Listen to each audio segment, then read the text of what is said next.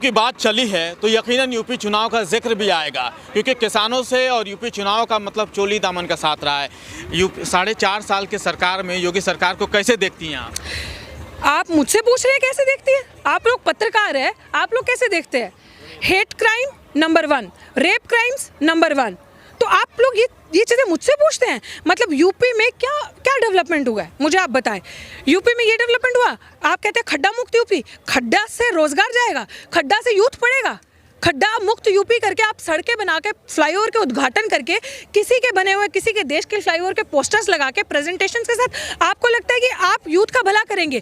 इसलिए मैं कहती हूँ, जब चुनाव नहीं थे तो बिल आए, जब चुनाव वापस आए तो बिल वापस हो गए। तो सुनिए पहले मेरी बात, इस सरकार को किसी चीज़ से मतलब नहीं है। अगर मतलब है तो सिर्फ हुक और क्रुक, किसान मरे, यूथ मरे, लड़कियों का, माँ बेटी बहनों की इज्जत जाए, रेप हो, कोई भी करे, कुछ मतलब नहीं है किसी की जान जाए। सिर्फ बीजेपी को, भाजपा को मतलब है तो चुनावी हार से, चुनाव में बने रहने से मतलब है। तो इसीलिए चुनाव सर पे थे तो ये बिल वापस हुए। तो वही चीज योगी आदित्यनाथ जो एक ढोंग रच रहे हैं यूपी में बता के, यूपी का डेवलपमेंट, यूपी में बता के कि यूपी ने कितना बड़ा काम किया, this is what is happening again. या मैम, कह तो रहे हैं कि अगर 14 साल की बच्ची भी अगर सोने से लद के अगर उत्तर प्रदेश के किसी भी गली में चली जाए तो बिल्कुल सेफ लौटेंगे। आप कह रही हैं कि बिल्कुल नारी सुरक्षा बिल्कुल नहीं हुआ। क्या बाबा बोले चौराहे पे रेप बिल्कुल नहीं हुआ, और फिर रात को उसका दाह संस्कार पे कर दिया गया, बिल्कुल नहीं हुआ।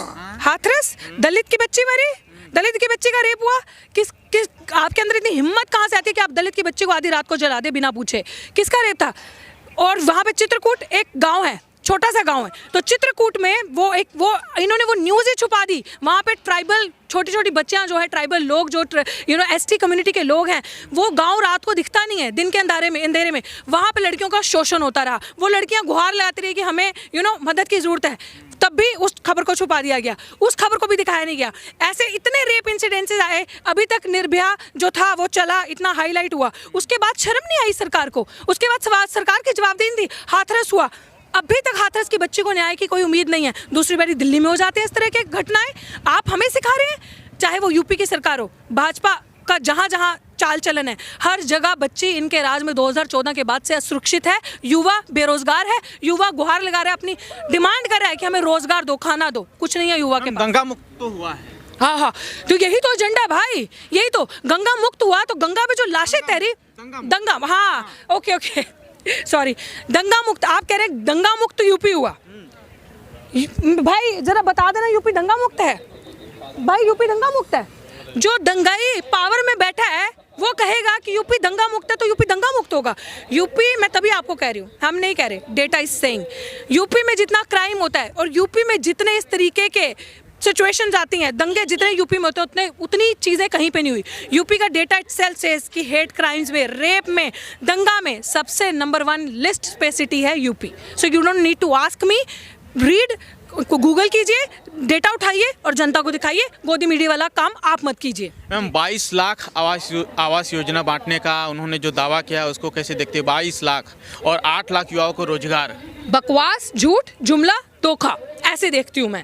जो जिस तरीके से काला धन आया, जिस तरीके से लोगों के अकाउंट में 15 लाख आए, जिस तरीके से उज्ज्वला योजना थी, जिस तरीके से लोन योजना थी, उसी तरीके से मैं इनका 22 लाख जो आप जो भी आवास जो योजना है ये भी वैसे ही होगा।